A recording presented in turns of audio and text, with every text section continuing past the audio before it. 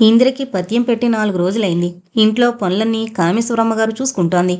ఉన్న మరొక్క ప్రాక్టికల్‌కి శ్రద్ధగా ప్రిపేర్ అవుతోంది పద్మ. గిరి ఆఫీస్‌కి వెళ్ళొస్తున్నాడు.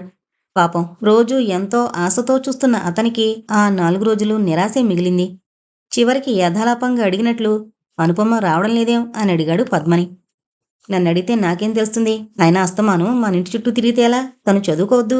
పోనీ రేపు చెప్తాలే అంది ఆ పెంకిపిల్ల. రాబోతున్న నవ్వుని అణచుకుని చెల్లెలి వంక ఓసారి చురుగ్గా చూసి మొహం తిప్పేసుకున్నాడు గిరి. అన్నం తిని చేయి కడుక్కుంటూ అనుపమొచ్చి చాలా రోజులైనట్లుంది కదూ అంది ఇందిర. అక్కడే కూర్చుని పుస్తకం చదువుకుంటున్న గిరి గుండెలు కొద్దిగా దడదళ్లాడాయి. ఏదో చెప్పాలని తెరిచిన నోరు ఎదురుగా చెల్లెలుందన్న సంగతి గుర్తుకొచ్చి మళ్ళీ మూతపడిపోయింది. పద్మ ఓరగా అన్నగారి వంక చూస్తూ, మీరంతా ఆ అమ్మాయికి పరీక్షలనే సంగతి మరిచిపోయినట్లున్నారు. రేపు మధ్యాహ్నంతో ఈ గొడవ వదిలిపోతుందిలేండి. రమ్మని చెప్తాను. ఇందాక అన్నయ్య కూడా చెల్లెలి గొంతులో కొంటెతనానికి ఉలిక్కిపడి రావడం లేదేమని ఊరికి అడిగానని అక్కడ్నుంచి వెళ్ళిపోయాడు గిరి. ఇందిర ముసిముసిగా నవ్వుకుంది. తల్లి ఎంగిలి కంచం తీసుకువెళ్లి బయటపెట్టొచ్చింది పద్మ. మంచం దగ్గరగా వేసిన టేబుల్ శుభ్రం చేసి పక్కకు జరిపేసింది. ఎంతసేపు ఏదో అడగాలని ఇందిర, ఏదో చెప్పాలని పద్మ అనుకున్నా ఇద్దరూ మౌనంగానే ఉండిపోయారు.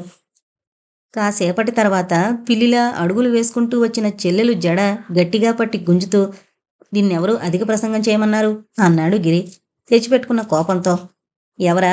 జడ వదులు చెప్తాను అని అన్నగారి చేతులు విడిపించుకుని, అమ్మతో ఎలా చెప్పాలని నువ్వు ఇన్నాళ్ళనుంచి లోలోపలే బాధపడుతుంటే జాలేసి నేనే చెప్పాను అంది. ఉద్ధరించావు. నిజంగానే చూస్తుండు, రేపు అనుపమ వాళ్ళింటికి కబురు చేసి లగ్నం కూడా పెట్టించేస్తుందమ్మా. నీ పనింత తేలిగ్గా నెరవేర్చినందుకు నువ్వు నాకు జీవితాంతం కృతజ్ఞుడివే ఉండాలి అంది అన్నగారికి ఎదురుగా టేబుల్ మీద కూర్చుంటూ. అభిమానంగా చెల్లెలి ముఖంలోకి చూసి, అలాగా అన్నాడు గిరి నవ్వుతూ. నీలో నువ్వే మురిసిపోతే లాభం లేదు. చెప్పు, నాకేమిస్తావు? నువ్వే అడుగు. ఛ, అడిగి తీసుకోవడంలో గొప్పేముంది? నువ్వే సంతోషంగా ఇవ్వాలి కానీ. సరే, ఇస్తాను. ఏంటది? నేను మాటలవాణ్ణి కాదు. సంతోషంగా చెల్లెలి బొగ్గ మీద చిటికి వేశాడు గిరి. పద్మ ఏదో అడగబోయింది. పద్యం తినగానే అది పడుకుని నిద్రపోతుందేమో, కాసేపు అక్కడ కూర్చోకుండా ఇక్కడేం చేస్తున్నారా అంటూ పోపు ఘాటుకు తెరలు తెరలుగా వస్తున్న దగ్గును ఆపుకుంటూ గట్టిగా అరిచింది కామేశ్వరమ్మ. పద్మ మొహం చిట్లించి మనిద్దరం హాయిగా నవ్వుతూ మాట్లాడుకోవడం ఈవిడికెందుకో ఇష్టం ఉండదని విసుక్కుని, ఈ ఒక్కరోజుకి నేను కాస్త చదువుకుంటాను, నువ్వు వెళ్ళి కూర్చో అంటూ పుస్తకం తెరిచింది. తలగడ మీద వాలి కూర్చుని గుమ్మంలో కూర్చున్న నరసమ్మ చెబుతోంది వింటోంది ఇందిర. దాని మొగుడు దాన్ని ఎన్నిసార్లు వదిలేసి వెళ్ళిపోయాడో, చేతిలో ఉన్న డబ్బైపోగానే తిరిగొచ్చి 10 మంది ముందు ఇక బుద్ధిగా ఉంటానంటూ ఎలా లెంపలు వాయించుకునేవాడో అన్నీ కథలుగా చెప్తోందది. ఆడు కుదురుగా ఉంటే నాకీ కష్టం అక్కర్లేదమ్మగారు. మహారాజులా ఇంట్లోనే కూర్చును. ఎప్పుడొస్తాడో తెలీదు, ఎప్పుడు వెళ్ళిపోతాడో తెలీదు. పిల్లల్ని పొస్తు పడుకోబెట్టలేను కదా, అందుకే మీలాంటోరివి 2 ఇళ్ళు నమ్ముకుని పనిచేసుకుంటున్నాను అంది. ఇందిర లోపలే నిట్టూర్చింది. పిల్ల పెళ్లి చెయ్యాలి, డబ్బు కావాలి, అందుకే కదా చీటీ కడుతున్నాను. చెప్పుకుపోతున్న నరసమ్మ కాలింగ్ బెల్ మోగగానే లేచి వెళ్ళింది. బిడియంగా అటూ ఇటూ చూసుకుంటూ అనుపమ, ఆమె వెనక యశోద లోపలికొచ్చారు. వీధి తలుపు దగ్గరగా వేసి పెరట్లో పనిచూసుకోవడానికి వెళ్ళిపోయింది నరసమ్మ. యశోదని పలకరించి కుర్చీ చూపించి అనుపమని ఆదరంగా చేయిజాపు అందుకొని పక్కనే కూర్చోబెట్టుకుంది ఇందిర. ప్రాక్టికల్స్ బాగా చేశావా? మీరు సరిగ్గా చదువుకోకుండా మధ్యలో నా జ్వరం ఒకటొచ్చింది. మిమ్మల్ని అందరినీ బాగా ఇబ్బంది పెట్టాను అంది. ఇబ్బందేముంది? ఏమీ లేదు అంది యశోద. ఆ మాటలు తనని ఉద్దేశించి కూడా అందని గ్రహించి. లేకపోతే మాత్రం మేం రోజంతా కూర్చుని చదివేవాళ్ళమా, బోల్డు వ్యవధి కూడా ఉందిగా అని. పద్మేది? నన్ను రమ్మనమని తనెక్కడికి వెళ్ళింది అంది అనుపమ. అమ్మ వెళ్ళిపోతానని తొందరపడుతోంది. 4 చూపించాలని తీసుకువెళ్లారు. ఇప్పుడే వచ్చేస్తారు. ఇందిర తన మొహం వంకే చూస్తూ మాట్లాడుతున్న సంగతి హఠాత్తుగా గుర్తొచ్చినట్లు అనుపమ చటుక్కున తల వంచేసుకుంది. తన కళ్ళల్లోకి చిత్రమైన కాంతొచ్చిందని, చెక్కిళ్ళు ఎర్రరంగు పులుముకున్నాయని ఆ అమ్మాయికి తెలుసు మరి. అప్పుడే వెళ్ళిపోతారా? మీరింకా బాగా లేచి తిరగలేదు కదూ. మరికొన్ని రోజులుంటే పద్మకి సాయంగా ఉంటుంది. అసలు ఆవిడున్నారంటే మాకందరికీ కూడా ధైర్యంగా ఉంది. లేకపోతే ఎలాగో వీలు చూసుకుని వచ్చి వెళ్లకుండా ఉండేది కాదు మీ అను అంది యశోద. ఇందిర అభిమానంగా అనుపమ వెన్ను నిమురుతూ, నాకు జ్వరం తగ్గిపోయినా ఎంతమందున్నా అనుపమ రోజూ కనిపిస్తేనే కానీ నాకు తోచదు అంది. అలాగే వస్తుంటాను అంది అనుపమ ఎలాగో అయిపోతూ. వస్తుంటాను అంటే కాదు, ఇక్కడే ఉండిపోవాలి. ఆమె కళ్ళు చిత్రంగా నవ్వుతున్నాయి. అనుపమ కళ్ళు లజ్జాభారంతో వాలిపోయాయి. ఏమంటారు? అనుపమని మా ఇంట్లో ఉంచేసుకుంటాం అంది ఇందిర తల తిప్పి యశోదతో. ఆవిడ చెబుతోంది పూర్తిగా అర్థం చేసుకోలేక, అసలు అర్థం చేసుకోవడానికి మానడానికి తను విన్నది పొరపాటేమో అనే అయోమయంలో పడిపోయిన యశోద, అది ఎప్పుడూ నన్ను విడిచి ఎక్కడా ఉండలేదు అంది ఇబ్బందిగా. తల్లి అమాయకత్వానికి అనుపమ నవ్వుకుంది. ఇందిర కూడా చిన్నగా నవ్వుతూ, నిజమే, ఆడపిల్లలు ఇక్కడికి అక్కడికి ఎందుకు వెళతారు? అత్తవారింటికి వెళ్ళడం తప్పదు కదూ. అనుపమ అలాగే వస్తుంది మా ఇంటికి అంది. క్షణం సంతోషంతో నోటమాట రాలేదు యశోదకి. అంతలోనే తన బాధ్యత గుర్తొచ్చినట్లు, అంతకంటేనా, మరి కట్నం అది? యశోద మాట పూర్తి కాకుండానే, ఏమీ వద్దు, మీ అమ్మాయే మాకు కట్నం అంది ఇందిర. ఇదంతా మా అదృష్టం. అతి సంతోషంతో యశోద గొంతు పెగల్లేదు కొద్ది క్షణాలు. తర్వాత ఏదో చెప్పబోయేంతలో బయట గేటు దగ్గర హారన్ మోత, తర్వాత పద్మ గలగలా మాట్లాడేస్తున్న మాటలు వినిపించాయి. అనుపమ గుండె జల్లుమంది. మనసులో మెదులుతున్న మధుర భావాలు వదనంలో ప్రతిబింబించకుండా దాచుకోవాలని వ్యర్థ ప్రయత్నం చేస్తూ, ఇంక మేం వెళతాం అంది ఎలాగో లేచి నిలబడి. యశోద కూడా లేచింది. అనుపమ అవస్థ గ్రహించిన ఇందిర చిన్నగా నవ్వుకుని, కూర్చో, తొందరేం అని ఇంకా ఏదో చెప్పబోతుంటే కామేశ్వరమ్మ లోపలికొచ్చింది. ఈ అమ్మాయి మన పద్మ స్నేహితురాలు, ఆవిడ వాళ్ళమ్మ అని ఇద్దరినీ పరిచయం చేసింది ఇందిర. పద్మ లోపలికొస్తూ అనుపమ మొహంలోకి చూసి కళ్ళతోనే వెక్కిరించింది. అనుపమ మూతి ముడుచుకుంది. మ్యూజియం అంతా తిరిగొచ్చి కాళ్ళనొప్పులతో కుర్చీలో కూలబడిన కామేశ్వరమ్మ అది గమనించలేదు. కానీ యశోద, ఇందిర నవ్వుకున్నారు. గేటు దాకా వచ్చిన అనుపమ అప్రయత్నంగానే వెనక్కి తిరిగి గది కిటికీ వైపు ఆశగా చూసింది. మరుక్షణంలోనే సిగ్గుపడుతూ మొహం తిప్పేసుకుంది. ఆ అమ్మాయి ఎలా ఉంది అంది ఇందిర వాళ్ళు వెళ్ళిపోయాక తల్లితో.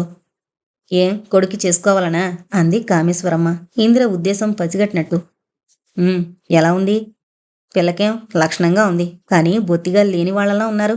తల్లి ఒంటిమీద, పిల్ల ఒంటిమీద కూడా ఎక్కడా బంగారం లేదు అందావిడ తన మామూలు ధోరణిలో. ఇందిర మనసు చివుక్కుమంది. అవతల గదిలో అదే విషయం గురించి సరదాగా కబుర్లు చెప్పుకుంటున్న గిరి, పద్మ తెల్లబోయారు. చ, ఈవిడ బుద్ధి ఎప్పుడు ఇంతే.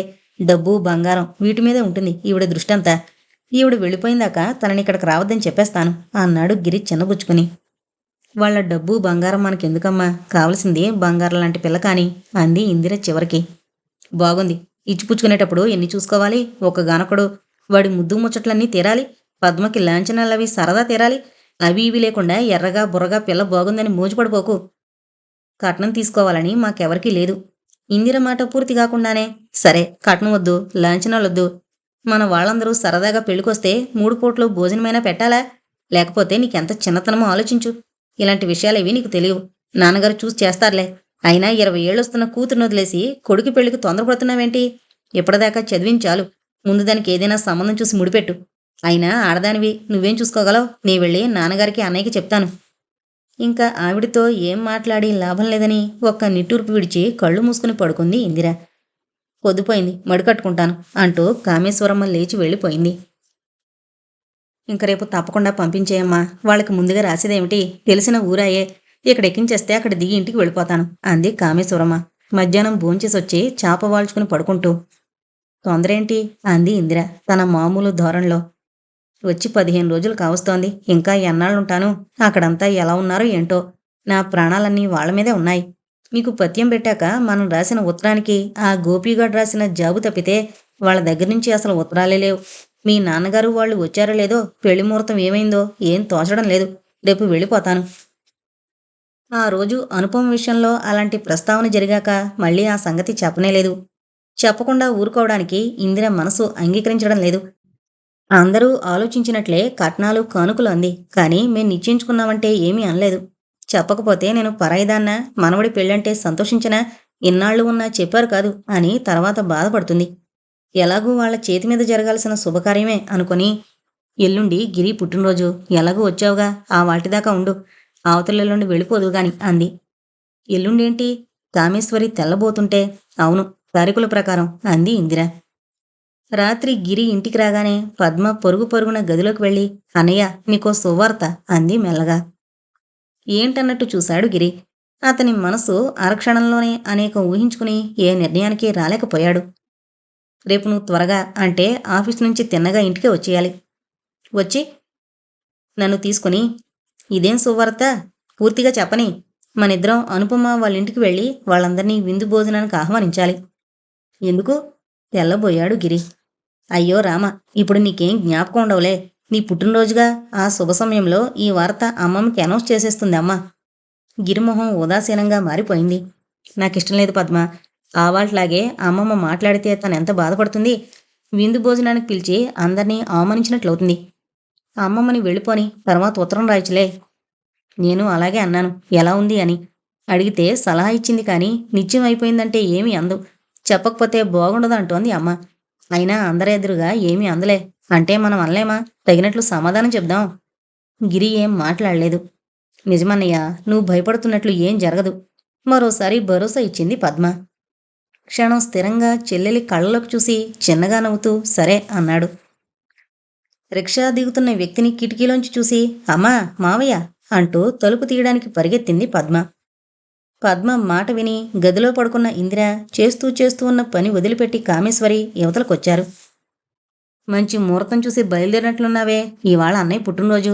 పిండి వంటలతో భోజనం వేళకు అందుకున్నావు అంది పద్మ అతనితో పాటు లోపలికొస్తూ. శుభం, ఏడివాడు అన్నాడు సూర్యం. ఇప్పుడే వచ్చేస్తాడు. ఈలోగా నువ్వు స్నానం అది చెయ్యి అని మామయ్యకి కాస్త కాఫీ కలిపియ్యమ్మా అని కూతురికి పురమాయించింది ఇందిర. కులాసగా ఉన్నావమ్మా, వేదవ జ్వరం మరీ పిప్పి చేసేసింది. ఆప్యాయంగా చెల్లెల్ని పలకరించాడు సూర్యం.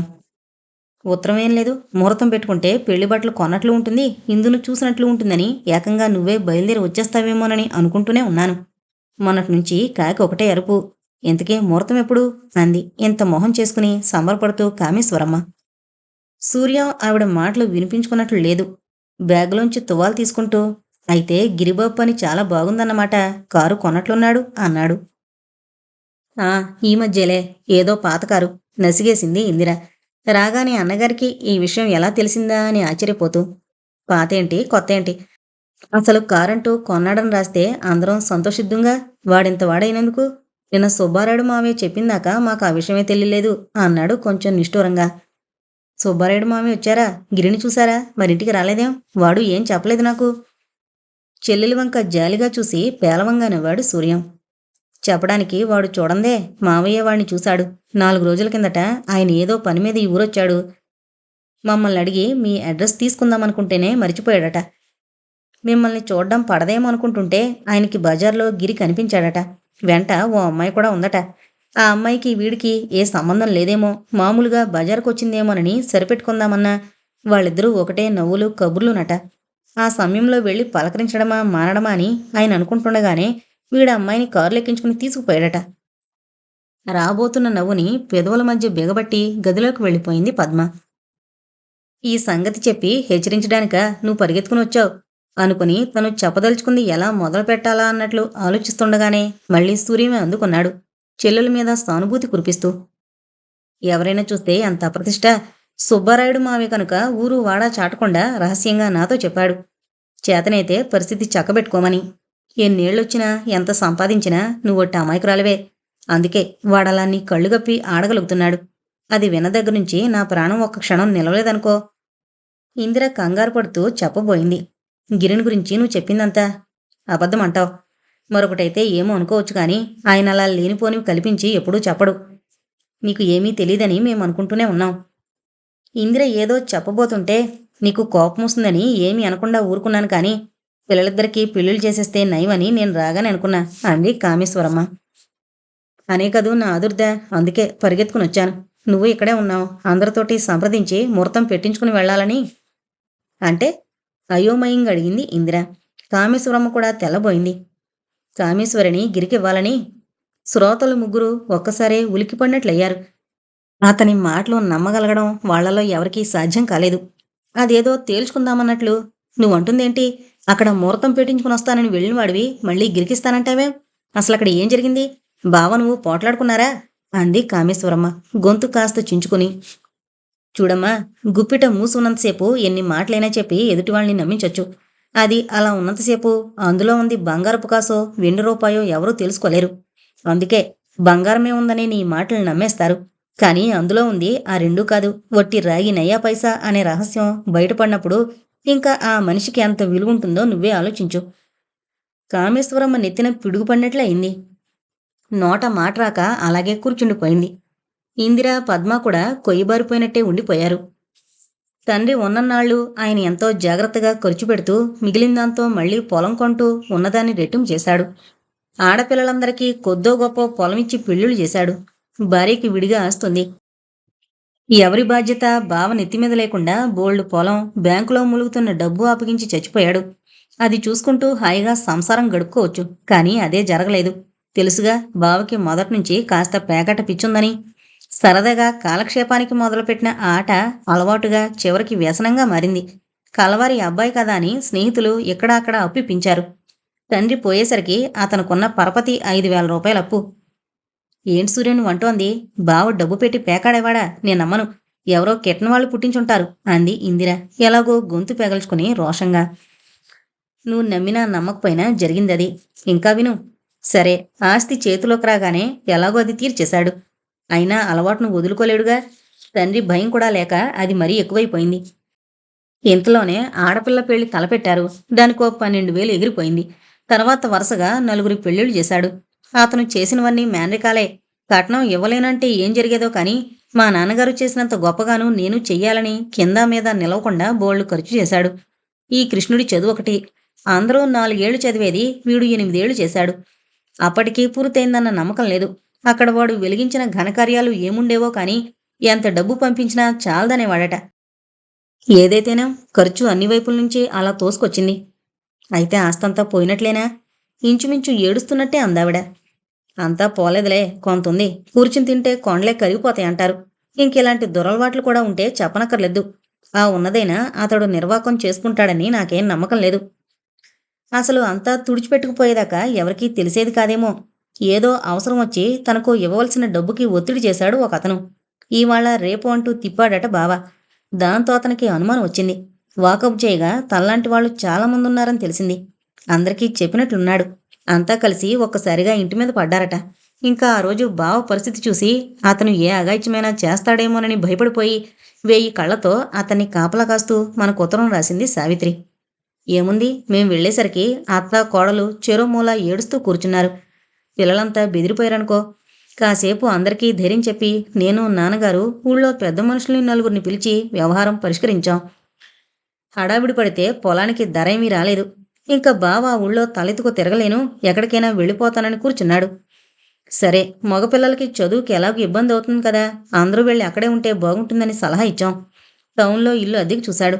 4 రోజుల కిందటే అంతా అక్కడికి వెళ్ళిపోయారు. సావిత్రి అత్తగారు మాత్రం పల్లెటూరు విడిచి రానంది. తన ప్రాణం ఆ ఇంట్లో తప్ప మరెక్కడా పోకూడదు.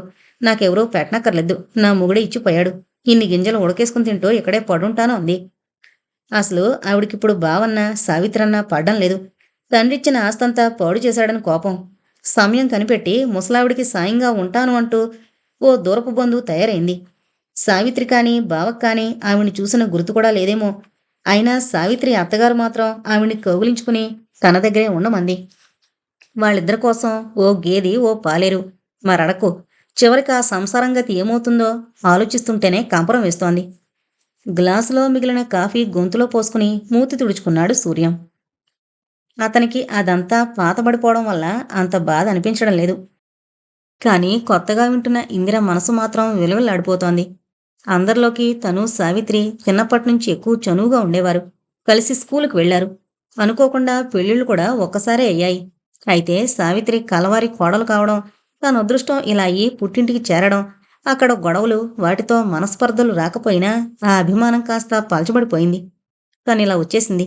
ఎప్పుడో కాని అక్కని, పిల్లల్ని చులకన చేస్తున్నారని బాధపడిందే కాని అక్క ఐశ్వర్యం చూసి తను ఏనాడూ ఈర్షపడలేదు. ఇంకా కామేశ్వరమ్మ సరే సరే. సూర్యం చెబుతోంది వింటూ మౌనంగా కన్నీళ్లు ఓడుస్తూనే ఉంది. తన పిల్లలందరిలోకి సావిత్రి అదృష్టవంతురాలని ఎంతో మురిసిపోయింది. అల్లుడు బుద్ధిమంతుడని పొంగిపోయింది. ఇలా జరుగుతుందని ఒక్కనాడైనా అనుకోలేదు. ఇంక వాళ్ళకి మంచి రోజులు రావంటావా అంది చివరికి ఆశని పూర్తిగా చంపుకోలేక. చెప్పానుగా, ఇకనైనా జాగ్రత్తగా ఉంటే పర్వాలేదు. అదే అనుమానం. చేతికందిన కొడుకున్నాడన్న మాటేగాని కష్టం సుఖం ఏమీ అక్కర్లేదు వాడికి. వాళ్ళ నాన్నలాగే దర్జాగా ఇస్త్రీ బట్టలు వేసుకుని ఊరు మీద తిరుగుతాడు. ఉద్యోగం చూసుకోరా అంటే రిజల్ట్స్ రాని అంటాడు. అండమే కాని అదొచ్చినా వాడి నెంబరున్నదని వాడికి తెలుసు. అదృష్టం బాగుండి పాస్ అవుతాడనుకో, అప్పుడైనా వాడికి అలాంటి ఉద్యోగం పనికిరాదట. కనీసం 300 రూపాయల జీతం కావాలట. వీడి తలదన్నేవాళ్లు 1,00,000 మంది ఉండగా అటువంటి ఉద్యోగం వీడికి ఎవరిస్తారు?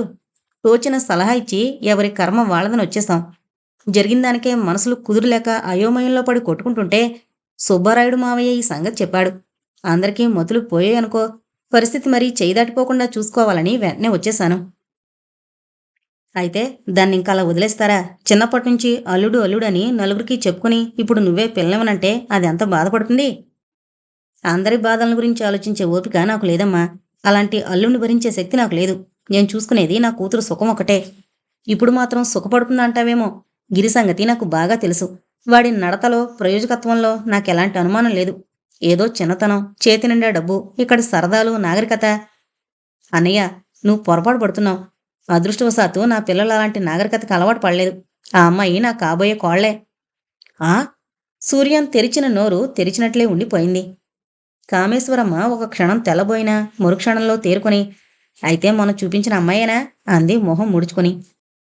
అవును, ఇవాళ గిరి పుట్టినరోజు. ఈ సంతోష సమయంలో ఆ అమ్మాయిని పరిచయం చేసి వాళ్ళిద్దరినీ ఆశీర్వదించమని అడగాలనుకున్నాను. సమయానికి అనుకోకుండా పెద్దవాడు అన్నయ్య కూడా వచ్చాడు.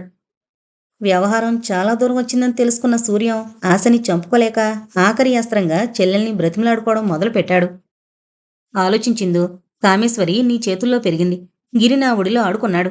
ఆ మేనల్లుడే అల్లుడవుతాడని, మన కుటుంబాలెప్పటికీ కలిసే ఉంటాయని గంపంత ఆస్తో వచ్చాను. నన్ను నిరాశపరచకు. చేయి చేయి కలుపుకుని నవ్వుకుంటూ వస్తున్న గిరి, అనుపమ ఆ మాటలు విని ఉలిక్కిపడి వరండాలోనే ఆగిపోయారు. బెదురుగా తన కళ్ళలోకి చూసిన అనుపమకి నీకేం భయం లేదు అన్నట్లు కళ్ళతోనే సంజ్ఞ చేశాడు గిరి. ఆ క్రితం రోజు అందర్నీ పిలవడానికి గిరి, పద్మ వెళ్ళినప్పుడు నేను కూడా ఏంటిప్పుడు భోజనానికి, మరోసారి ఎప్పుడైనా వస్తాను. ఏమీ అనుకోవద్దని అమ్మకు చెప్పు. ఆవిడ నా పరిస్థితి అర్థం చేసుకుంటారులే అంది యశోద పద్మతో. మా ఫ్రెండుని అడుగు. సరదాగా స్నేహితులం అందరం కలుసుకోవాలనుకుంటున్నాం. రేపు నేను అక్కడికి వెళ్ళాలి. ఏమీ అనుకోకండి అన్నాడు శశి. నీకా ఫ్రెండ్ ఎక్కువ, మా అన్నయ్య ఎక్కువ అంది పద్మ. నిజమే అనుకోండి, కానీ అక్కడికి వెళితే సరదాగా కబుర్లు చెప్పుకోవడానికి వచ్చానని వాడు సంతోషిస్తాడు. ఇక్కడ పానకంలో పుడకలా వీడేమిటని మా బావగారు. మాట పూర్తి చేయకుండానే అందరూ నవ్వుతుంటే వాడు నవ్వేశాడు. చివరికి అనుపమ ఒక్కతే వచ్చింది. మా అమ్మమ్మ ఏమన్నా నువ్వేమీ అనుకోకు అని దారిలోనే హెచ్చరించాడు గిరి. కాని ఎదురు చూడని విధంగా మావయ్య గొంతు వినడం అతనికి ఆశ్చర్యంగానే ఉంది. కుటుంబమన్నాక అనేకం వస్తూనే ఉంటాయి. అది మనసులో పెట్టుకుని పెంచుకుందామన్నా తెగని రక్త సంబంధం మంది. ఇవాళ నీ కొడుకు 2 చేతులా గడిస్తున్నాడని మమ్మల్ని దూరం చేసుకోవాలనుకోవడం న్యాయం కాదు. సూర్యం గొంతులో కోపం రాజుకుంటోంది. ఇందిర మౌనంగా ఉండిపోవడంతో. మాటికి మాట సమాధానం చెప్పడం వల్ల మనసులు నలిగిపోవడం తప్ప మరేం ఉండదు. ఒక్కసారి ఆలోచిస్తే నువ్వనే మాటల్లో న్యాయాన్యాయాలు నీకే తెలుస్తాయి. మన జీవితాల్లో కలిమిలేములు ఎంత చంచలమైనవో మీరిప్పటికైనా తెలుసుకుంటే బాగుంటుంది. అంత అస్థిరమైన వాటి కోసం మనుషుల్ని, బంధువుల్ని దూరం చేసుకోవడం న్యాయం కాదు. మరో విషయం, చిన్నప్పటి నుంచి వాళ్ళిద్దరి మనసుల్లో ఎన్నో ఆశలు, కోరికలు అల్లుకుపోయేలా చేశారు మీరంతా. ఇప్పుడు మీలాగే వాళ్ళని మనసులు మార్చుకోమండం భావ్యం కాదు. నువ్వా పెళ్లి జరిపిస్తేనే బాగుంటుంది. లేకపోయినా ఇప్పుడు నా మనసు మార్చుకోవడం జరగదు అంది ఇందిర స్థిరంగా. ఏం, ఇప్పుడు నీ హోదాకి తగినట్లు ఈ కోళ్ల 1,00,000 రూపాయల మూట తెస్తుందేమిటి? సూర్యం కోపం అంతకంతకీ ఎక్కువైపోతుంది. కామేశ్వరి మొహం చిట్లించింది విసుగ్గా. ఇందిర జాలిగా నవ్వింది. డబ్బుకి నేనెంత విలువిస్తానో నువ్వింకా గ్రహించకపోవడం నా దురదృష్టం. డబ్బు ఉన్నప్పుడు అనుభవించడం నేరం కాదు, కానీ అది లేని వాళ్ళని చులకం చేయడం మాత్రం అన్యాయమే. మా కోడలు వాళ్ళు మాలాగే బీదవాళ్ళు. డబ్బనేది మనుషుల విలువల్ని ఎలా మార్చేస్తుందో అనుభవపూర్వకంగా తెలుసుకున్నవాళ్ళు. సరేలే, ఇప్పుడదంతా ఎందుకు? బాబు మనసుపడి కోరుకున్న అమ్మాయి. ఇలా జరిగితే బాగుండని నేను చాలా రోజుల కిందటే. ఇందిర మాటలు పూర్తి కాకుండానే గిరి అతని వెనక మెల్లగా, అనుపమ లోపలికొచ్చారు. కొత్త పంచ, షర్టు వేసుకుని అచ్చం పెళ్ళికొడుకులాగే ఉన్న మేనల్లుని చూడగానే సూర్యం మనసు ముచ్చట పడింది. కానీ ఆ పక్కనే ఉన్న అమ్మాయిని చూడగానే మళ్ళీ ముడుచుకుపోయింది. అమ్మమ్మకి, మావయ్యకి నమస్కారం చేయండి అంది ఇందిర గిరితో. పొద్దున్నయిందిగా అంది కామేశ్వరమ్మ ముభావంగా. ఇప్పుడిద్దరూ పెడతారు. ఇందిర మరోసారి కొడుక్కి సంజ్ఞ చేసింది. కాసేపుండు, వాసు కూడా వస్తాడు అన్నాడు గిరి గదిలోంచొస్తున్న చెల్లెలి వంక చూస్తూ. మనసులోనే ఉలికిపడినట్లయి పద్మ అన్నగారి మొహం చూసి సిగ్గుపడిపోయింది. క్షణం తెల్లబోయిన ఇందిర ఏదో అనబోయేలోపునే వాడెవడు అన్నాడు సూర్యం ఉడికిపోతూ. వాడు కాదు మావయ్య, అతను. అతనెవరో నువ్వింకా గ్రహించుకోలేకపోతే చెప్తాను. ఎదిగిన చెల్లెలకి పెళ్లి చేయకుండా నేను పెళ్లి కొడుకునే కూర్చుంటాననుకున్నావా? ఇద్దరికీ ఒకసారి అయిపోతాయిలే అన్నాడు గిరి. గదిలోకి పారిపోతున్న కూతుర్ని దగ్గరికి తీసుకుని అసలే సిగ్గుతో కందిపోయిన బుగ్గల్ని ఇంకా గట్టిగా ముద్దు పెట్టుకున్న ఇందిర, అన్న చెల్లెలు కలిసి నాకు తెలియకుండా ఎంత నాటకం ఆడారర్రా అంది ఆపేక్ష, అభిమానం రంగరించి ఆ ఇద్దరినీ చూస్తూ. పద్మకేం తెలీదమ్మా పాపం. తను జీవితాంతం నాకు కృతజ్ఞురాలై ఉండే పని ఏదైనా చెయ్యాలనిపించింది. వాళ్ళతో సంప్రదించి అన్ని ఏర్పాట్లు చేసేశాను అన్నాడు గిరి. మాటల్లోనే వచ్చాడు వాసు. అంత పెంకిపిల్ల తన చేతుల్లో అలా మొగ్గలా ముడుచుకుపోతుంటే ముసిముసిగా నవ్వుకుంది ఇందిర. వంగి తన పాదాలకి నమస్కరించిన 2 జంటల్ని ఏమని దీవించాలో తెలియలేదు సూర్యానికి. కామేశ్వరమ్మ మాత్రం, మా ఇందు పిల్లలు ఎప్పుడూ బుద్ధిమంతులే. బంగారం లాంటి కోడలు, రాజాలాంటి అల్లుడు ఇందు అదృష్టం అంది. భగవంతుడు మిమ్మల్ని ఎప్పుడూ చల్లగా చూడాలి అంటూ పద్మని, అనుపమని చెరో చేత్తోనూ దగ్గరకు తీసుకుంది ఇందిర. ఇంతటితో అంతస్తులు, అభిమానాలు అనే నవల కంప్లీట్ అయిందండి. దయచేసి అందరూ మన ఛానల్ను సబ్స్క్రైబ్ చేసుకోగలరు. Thank you.